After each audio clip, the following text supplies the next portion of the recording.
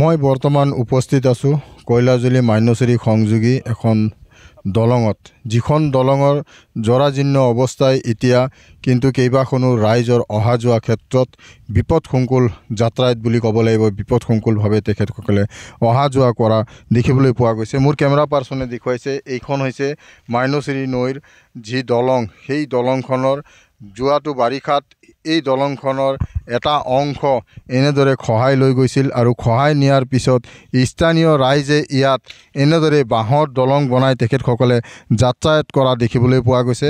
কাৰণ এই যি কৈলাজুলি মান্যশ্ৰী সংযোগী এই দলংখনেই হৈছে একমাত্ৰ ৰঙাপাৰা লৈ অহা যোৱা একমাত্ৰ এখন দলং, যিখন দলঙেৰে কেইবাখনো গাঁৱৰ ৰাইজে ইয়াৰ পৰা অহা যোৱা কৰা দেখিবলৈ পোৱা যায়।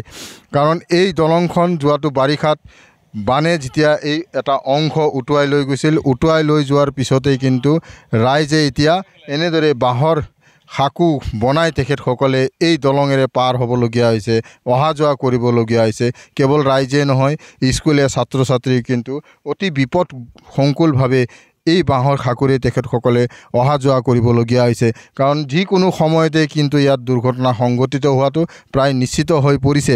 একাংশ গাঁৱৰ ৰাইজ আছে, মই তেখেতসকলৰ পৰা এই ক্ষেত্ৰত জানিবলৈ চেষ্টা কৰিম। কাৰণ এই যি বাঁহৰ দলং তেখেতসকলে নিৰ্মাণ কৰি লৈছে, কোন সমষ্টিত পৰে, কেতিয়া এইটো খহনীয়া হৈছিল, এই ক্ষেত্ৰত আমি জানিবলৈ চেষ্টা কৰিম। হয় দাদা, কি ক'ব? আপোনালোকে অতি বিপদসংকুলভাৱে এটা বাঁহৰ সাঁকোৰে এতিয়া পাৰ হ'বলগীয়া হৈছে, কি ক'ব? হয়, সেইটো যোৱা 2 বছৰ আগৰ পৰাই সেইটো মাটিটো খহি গৈ পেলাই এতিয়া দলংটো মানে সংযোগটো বিচ্ছিন্ন হৈছে। গতিকে এতিয়া আমাৰ যি অকল এটা ৰাস্তা, সেইটো মান্যশ্ৰী যোৱা আৰু ৰঙাপাৰা ওলাই যোৱা এটাই ৰাস্তা, সেইটো ভাঙি পেলাই আমাৰ বহুত অসুবিধাত পৰিছে ৰাইজে। যিহেতু আমাৰ ইয়াত 25-30টা গাঁও আছে। আমাৰ সিফালেও নদী আছে, কৈলাজুলি নদী, তাতো ব্ৰিজ নাই। আৰু সেইটো মানশ্ৰী নদী, তাত ব্ৰিজ আছিলে, কিন্তু যোৱা 2 বছৰ আগত মাটিটো পানীত কহাই লৈ পেলাই এতিয়া মানে অহা যোৱা কৰাত অসুবিধা হৈছে। আমি যোৱাবাৰত বহুতবাৰ নিউজ কৰিলোঁ, নিউজত এনেকুৱা বাইক দিয়া হৈছে, কিন্তু আজিলৈকে আমি যি আশা কৰিছোঁ, পাব্লিকৰ আশাটো পূৰণ হোৱা নাই। আমি আজিও মানে অনুৰোধ কৰিছোঁ, আগতে আমাৰ চুতীয়া সমষ্টিত আছিলে, কিন্তু এতিয়া বৰ্তমান আমাৰ সেইটো এলেকা ডিলিমিটেশ্যনৰ পিছত এতিয়া ঢেকিয়াজুলি সমষ্টিত পৰিছে। আমি আগৰবাৰত যি আশা এৰি দিলোঁ, এতিয়া বৰ্তমান যি MLA অশোক সিংঘাল, তাৰ ওচৰত আমাৰ এটা আশা আছে, তেখেতে কৰিব বুলি আশা ৰাখিছোঁ।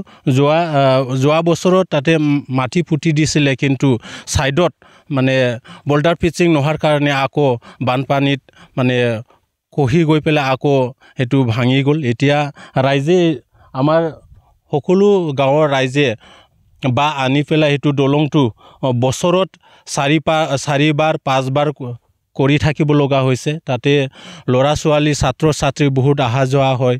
সেইটো ছাইডৰ পৰা আমাৰ সেইটো ছাইডত আহে, আকৌ সেইটো ছাইডৰ পৰা সেইফালে সেইটো ছাইডত স্কুলত ছাত্ৰ যোৱা বহুত আছে। কিন্তু বাৰিষা ছিজনত বহুত অসুবিধা হয়। গতিকে আমি অনুৰোধ কৰিছোঁ অশোক সিংঘাল সন্মানীয় মন্ত্ৰী ডাঙৰীয়াক আমি অনুৰোধ কৰিছোঁ, যাতে অতি সোনকালে বাৰিষা ছিজন নহাৰ আগতে সেইটো দলংটো যাতে বনাই দিয়ে আৰু ৰাইজক সুবিধা কৰাই দিয়ে। হয়, আৰু এজন লোক আছে, হয়, কি ক'ব দাদা? আপোনালোকে দলংখন নিজে বাঁহেৰে সাঁকো বনাই ইয়াৰ পৰা অহা যোৱা কৰিব লগা হৈছে, কি ক'ব? এইটোতো ময়ে ভাবিছোঁ, এতিয়া আমিতো ভাবি আছোঁ, এতিয়া ল'ৰা ছোৱালী স্কুলত অহা যোৱা কৰি থাকে, সেইটো কাৰণে এইটো দলংটো পালে আমি ভাল পাওঁ। আমি এতিয়াতো বাৰিষা টাইমত আমি নিচেত ফালে এইফালে ছাইডত যাব পাৰোঁ। এতিয়া বাৰিষা টাইমত আমিতো যাব নোৱাৰি, নদী ডাঙৰ হৈ যায়। তাৰ কাৰণে আমি ভাবোঁ অশোক সিংঘাল ছাৰে, আমাৰ বেদক অশোক সিংঘাল ছাৰে এইটো ৰাস্তাটো বনাই দিলে বাৰিষা টাইমত আমাৰ ল'ৰা ছোৱালী আপ ডাউন কৰিব পাৰিব। আৰু আমাৰ হয়, আমাৰ এলেকাত এতিয়া ইফালে নদী আছে, ইফালে নদী আছে, তাৰ মাজত আমি কোনোবা বেমাৰী মানুহ হয় আৰু কোনোবা ডেলিভাৰী মানুহ হয়, আমি তেখেতৰ লগত পাৰ কৰি বহুত দিগদাৰ হৈ যায়।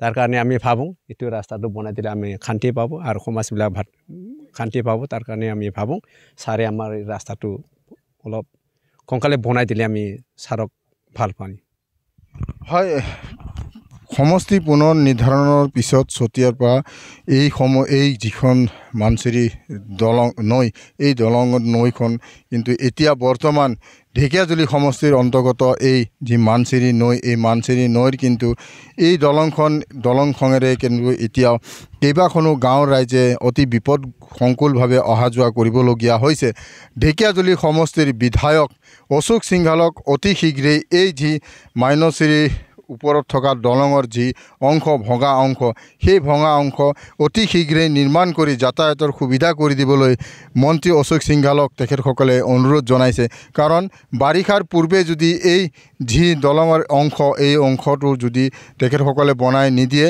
তেতিয়াহ'লে হয়তো এইবাৰ পুনৰ এই যি বাঁহৰ খাকুৰে তেখেতসকলে অহা যোৱা কৰিছে সেই খাকুখন কিন্তু পুনৰ এই বাঢ়নীয়ে উটুৱাই লৈ যাব কাৰণ অৰুণাচলৰ পৰা বৈ অহা এই মানচিৰি নৈখন কিন্তু বাৰিষা কালত অতি বিপদসংকুল হৈ পৰে আৰু যাৰ বাবে ইয়াত এই যি যাতায়াতৰ সুবিধাৰ অৰ্থে তেখেতসকলে বাঁহৰ খাকু নিৰ্মাণ কৰিছে সেই খাকুখন কিন্তু পুনৰ উটুৱাই লৈ যোৱাৰ